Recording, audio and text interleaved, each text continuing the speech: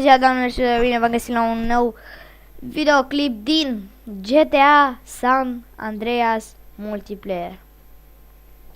După cum știți, am făcut un videoclip acum nu știu câteva zile și hai să începem cu al doilea videoclip. În al doilea videoclip o să vă prezint ce mi-am luat. Stați așa, am uitat parola.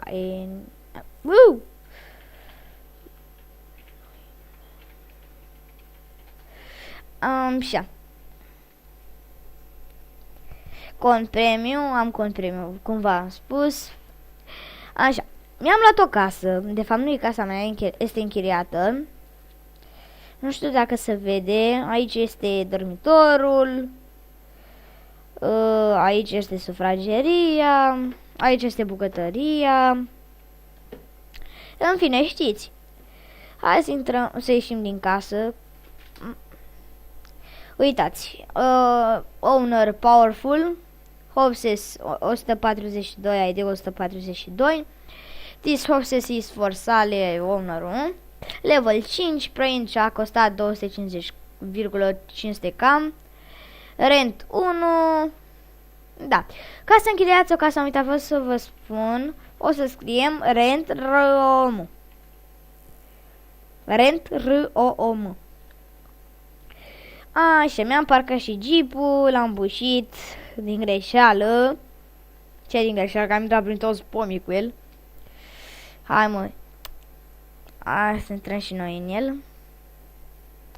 Azi nu știu ce să fac. O să ne plimbăm până la, ghiciți unde? Chiliad.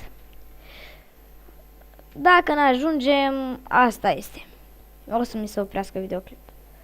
Dar eu sper să ajungem. Hai să punem și noi un semn. Dar nu mergem, lăsați că nu mergem. O să mă duc eu de seară cu Cezar, cu un prieten, și o să cred că o să filmez cu el. Da, haideți să vedem ce să facem pe server, ce să facem pe server, ce să facem. Cumpăr bulet, obosit, B1. Mamă, aș vrea să-mi fac niște bani. Că acum fac câte 600 la distribuitor de arme.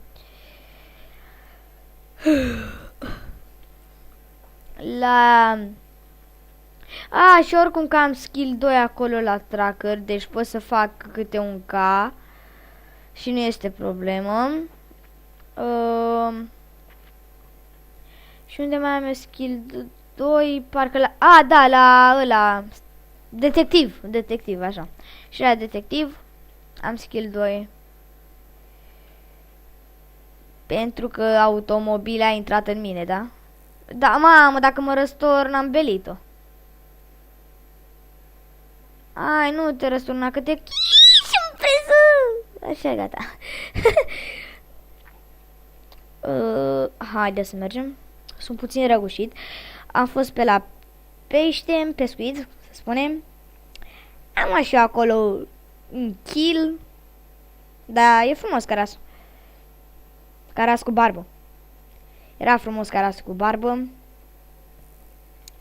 Nu, pe bune, am luat ceva. Și pe urmă zic, hai să mă duc acasă, mă bag și eu să filmez. Partidă de Samp. Ce dracu. Am dus eu acasă, nu mergea Bendica. Ce să faci să fac? Am dat un restart, pe urmă gata, hai că mergem. Pe urmă m-am apucat de filmat. După cum vedeți. Azi... Ce spuneam că faci? Ce spuneam că fac? Hai să facem altceva, că ăla nu putem să mergem pe Cilear, că e foarte greu. În fine, hai, da, hai să vizităm dealership-ul. Și să-mi spuneți ce mașină o să-mi iau. O să-mi spuneți în comentarii, dacă vreți. Am bani, să știți. Nu sunt sărac, auto dealership-ul, câte mașini are. Vreau să-mi iau o mașină bună, elegantă, care să prindă puțin ceva CM, cam mulți, kilometri mulți, kilometri, doamne, viteza maximă. Să fie maxim 153 și ceva. Nu, uitați. După cum vedeți, aici este cu premium și aici este cu bani, cu money. Și o să mergem aici cu money și o să scriem bui vehicle. Stați așa că am contul blocat.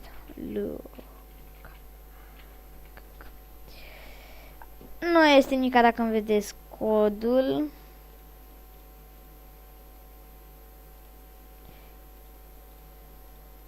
Nu are nimic, oricum că nu puteți face nimic cu el. Da, haideți să scriem bui vehicle. Avem așa că mi s-a blocat puțin. Perenial, Monbean, ceva de genul. Uitați-vă la ele. Rampo, Pony, Walton. Ăsta l-am avut eu pe Red, care costa al dracu 900 de K. Bobcat-ul 5K. Poate o să-mi iau ăsta, că e șmecher. Las că alunecă tare și nu e praf. Hermes. E bun și ăsta. Tampa, care o are prietenul meu. Ăsta e cam praf.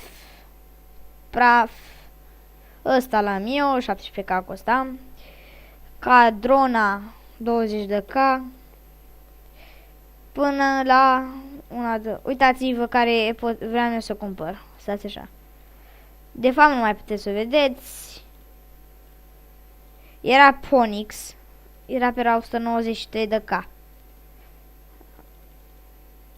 Uitați-l. 193 de K. Asta vreau eu să mi-l cumpăr. Da, hai să vedem la bikes. Avem bicicletă. Tot. Pe o bicicletă Fagio. Uite, mi-aș cumpăra. Ia stați așa. Ia uite ce de asta BF. Mamă, ce scump e. PCG. Sanchez. În fine. Box. Asta vi arăt și gata. Asta. Toate. Uite, bă, cât costă. Mâncați aici. Acum începe alte. De fapt, tot așa. Da. Aici o să oferesc și eu videoclipuri de astăzi. Cred că vi-a plăcut.